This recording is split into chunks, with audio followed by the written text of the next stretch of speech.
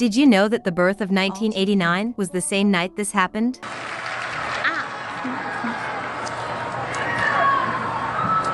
Random access memories, death. Stick around for this story.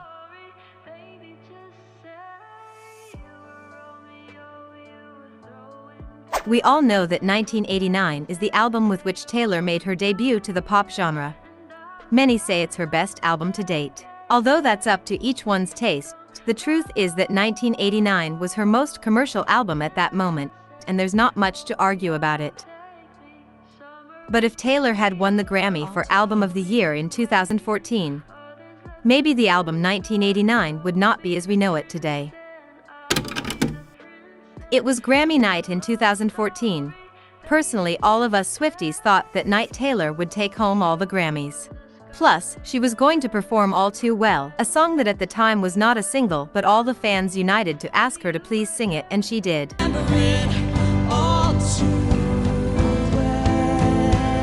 But being more objective, Red was one of the best-selling albums in 2012 to 2013, and was one of the favorites to at least take an award. Everything was perfect. Nothing could go wrong.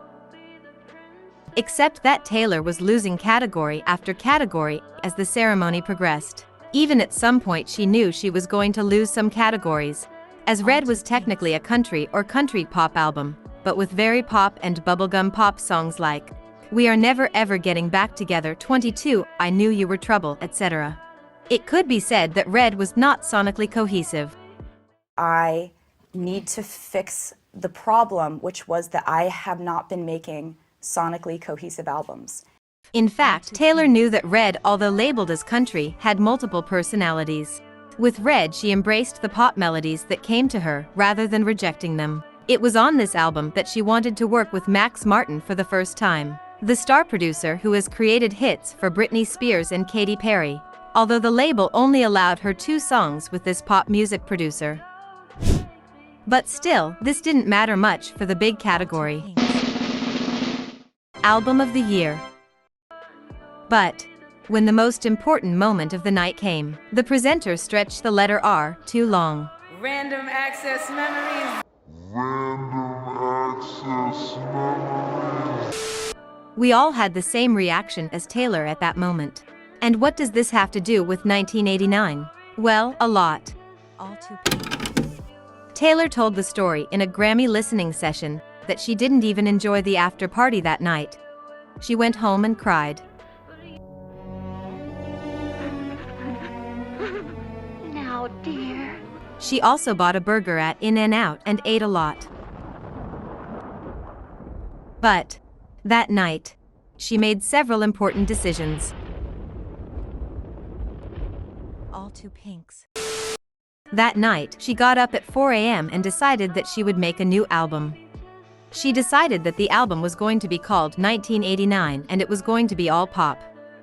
Not country pop and not country with songs from other genres, as Red was, but entirely pop, 80s style, since that was the music she had been making. She was going to look for a pop label and he wasn't going to listen to anyone on her label. And finally, she went to sleep. Taylor doesn't make music to win awards, but she does take them and the public's reception into account to guide her next step in her music. You have a few options when you don't win an award. You can decide like, oh, they're wrong. They all voted wrong. Second, you can be like, I'm gonna go up on the stage and take the mic from whoever did win it. And when she lost the Grammy with Red, instead of blaming the Academy or taking the mic away from Daft Punk, she realized she needed to fix a problem. She wasn't making albums that were sonically cohesive. Her team and label, at the time Big Machine Records and Scott Burchett, were not in agreement or sure about the decisions Taylor made at 4 a.m. Other objections from Taylor's team was with the song Shake It Off, to which they wanted to add a violin to make it more country. They also insisted on adding at least one country song to the album so they could promote it. But she refused. They also told Taylor that country radio stations would not support her new album by playing it, but our queen was not afraid. Everyone was waiting for this new Taylor album, for the change of sound, for the fact that Taylor already had 2 albums that had sold 1 million copies each in their opening week, and they were waiting to see if Taylor could match her record, especially at the time where digital platforms like Spotify became popular and album sales suffered a considerable drop. On August 18, 2014, she did a live broadcast together with Yahoo at the Empire State Building, where she released her first single, Shake It Off, and released the album cover. 1989 sold 1.287 million copies in its first week of release. Shake It Off, Blank Space and Bad Blood reached number 1 on the Billboard Hot 100. It was considered the album of the year and one of the best pop albums to date.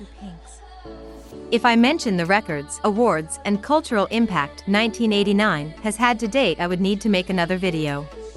So, I'll leave this here.